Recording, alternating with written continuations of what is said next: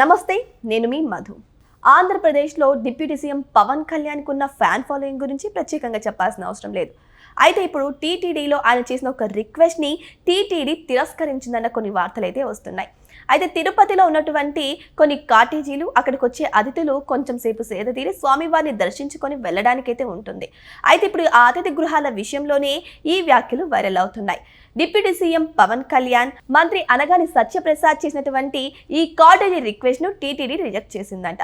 అయితే దీన్ని వీళ్ళు సానుకూలంగానే తీసుకోవడం జరిగింది. అసలు ఎందుకు రిజెక్ట్ చేసింది అనే విషయాల గురించి రోజు మనం తెలుసుకుందాం.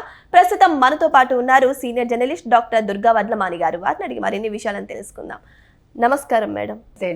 Madam, deputy CM Pawan Kalyan గారి ఫ్యాన్ ఫాలోయింగ్ గురించి ప్రత్యేకంగా చెప్పాల్సిన అవసరం లేదు. అయితే ఇప్పుడు తిరుపతిలో ఆయన చేసినటువంటి ఈ కాటేజీ రిక్వెస్ట్ని టీటీడీ తిరస్కరించింది. ఎందుకు మేడం? అంటే మీకు మామూలుగా మీరు చూసుకుంటే కనుక అయితే అక్కడ స్థలం ఎక్కువగా లేదు తిరుమల కొండ మీద, ప్లస్ ప్రైవేట్ వ్యక్తులకి ఇవ్వకూడదు అని అనుకుంటున్నారు. అయితే ఇది మంచిదే నన్ను అడిగితే. ఎందుకంటే పవన్ కళ్యాణ్ ఒక కాటేజీ నిర్మించాలని అనుకున్నారు, అనగాని సత్యప్రసాద్ మంత్రి ఆయన కూడా అనుకున్నారు. అయితే ఇక్కడ రెండు అంశాలండి. ఒకటి, మామూలుగా ఎవరైనా టీటీడీకి విరాళం ఇస్తే ఆ దాత పేరు మీద వీళ్ళు నిర్మిస్తారు. టీటీడీనే నిర్మాణం చేపట్టి తర్వాత వాళ్ళకి సంవత్సరంలో కొన్ని రోజులు కేటాయిస్తుంది. వాళ్ళు వచ్చి వాళ్ళ కుటుంబంతో ఉండొచ్చు అక్కడ, వెంకటేశ్వర స్వామి వారిని దర్శించుకోవచ్చు. అయితే తిరుమల తిరుపతి దేవస్థానం ఈసారి పవన్ కళ్యాణ్ అభ్యర్థనని తిరస్కరించింది. అలాగే అనగాని సత్యప్రసాద్ అభ్యర్థన కూడా తిరస్కరించడం అయింది. అయితే దీన్ని వాళ్ళు సానుకూలంగానే తీసుకున్నారు అని తెలుస్తుంది. అయితే మీకు గతంలో గుర్తుందా, వైసీపీ హయాంలో ఈవెన్ జగన్మోహన్ రెడ్డి వస్తే కొండ మీదకి పరదాలు కట్టి, మీకు గుర్తుందా, ఆయన కాటేజీకి పరదాలు కట్టి, అదేంటి అది పరదాలు కట్టడం ఏంటి? అసలు స్వామివారి కొండ మీద మీరు పరదాలు కట్టుకోవడం ఏంటి? స్వామివారికే ఆ పరద అనేది ఒక సందర్భంలోనే వేస్తారు, తర్వాత ఆయన అందరూ చూడ్డానికి పెడతారు. నువ్వేనా దేవుడువా? నువ్వు దేవుడి కంటే ఎక్కువ నువ్వు అంటే నీకు చూసారా, మీకు తిరుమల తిరుపతికి వచ్చి కూడా ఆ దేవస్థానం దగ్గరికి ఆయన పరదాలు కట్టుకున్నాడంటే అంటే స్వామివారి మీద నమ్మకం లేదు, నీకు ప్రాణ భయం రెండు.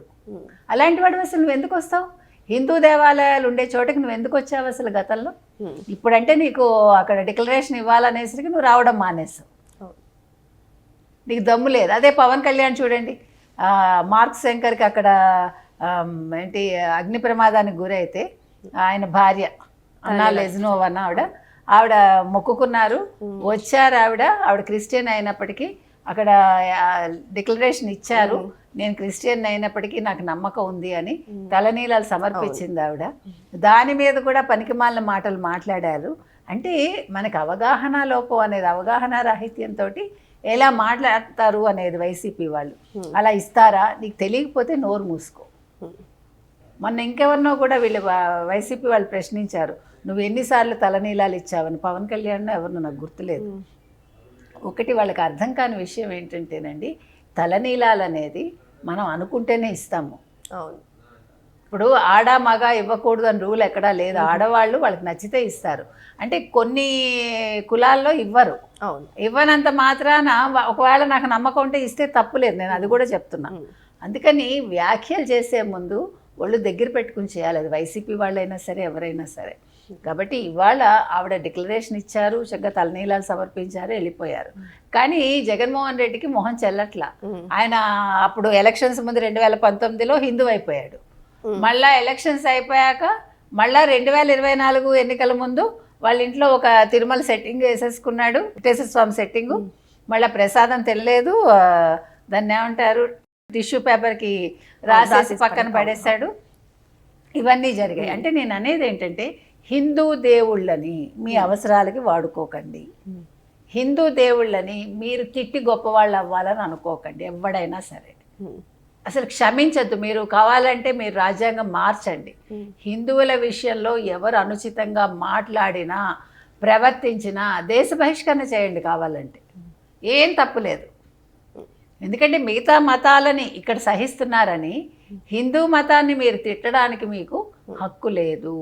కాబట్టి ఇవాళ పవన్ కళ్యాణ్కి ఇవ్వనన్నారంటే ఈ రీజన్స్ కూడా ఉండొచ్చు. ఇవాళ పవన్ కళ్యాణ్కి ఇచ్చారు అనుకుందాం, ఇస్తే ఏమవుతుంది రేపు మళ్ళీ ఫ్యూచర్లో బై ఛాన్స్ అన్నాను, ఒకవేళ వైసీపీ వచ్చింది అనుకోండి, ఇష్టానికి అక్కడ నిర్మించేస్తారు, నిర్మించి రాజకీయాలకు ఆలవాలం చేసేస్తారు. ఇవన్నీ ఆలోచించి అసలు ఎందుకు ఇప్పుడు రాజకీయ నాయకులకు ఇవ్వడం అనుకున్నారేమో మనకు తెలీదు ఇన్నర్గా ఏం జరిగిందని. ఏది ఏమైనా ఇప్పుడు ఇవ్వకపోవటం అనేది టీటీడీ నిర్ణయం. వాళ్ళు తీసుకున్న నిర్ణయాన్ని ఈయన హర్షించటం అనేది పవన్ కళ్యాణ్ గారిని కూడా మనం అప్రిషియేట్ చేయాలి. చిన్న విషయం దొరికితేనే రాద్ధాంతం చేద్దామని చూస్తుంది వైసీపీ. ఇప్పుడు ఈ విషయాన్ని కూడా రాద్ధాంతం చేయడానికి లేదు, ఎందుకంటే ఇప్పుడు అక్కడ పవన్ కళ్యాణ్ గారు ఏం రియాక్ట్ అవ్వలే కదా. కాబట్టి పవన్ కళ్యాణ్ గారు అవనప్పుడు వాళ్ళెవరు అవడానికి, వాళ్ళు అయితే ఇంకా అప్పుడు మళ్ళీ సమాధానం వాళ్ళే చెప్తారు, పవన్ కళ్యాణ్ ఫ్యాన్సే. సో ఏదేమైనా సరే డిప్యూటీ సీఎం అభ్యర్థులను మాత్రం టీటీడీ తిరస్కరించడం నిజంగానే హాట్ టాపిక్ గా మారింది. కేవలం ఇదొక్క రీజన్ వల్లనే కాటేజీకి పర్మిషన్స్ అనేవి రిజెక్ట్ చేశారు.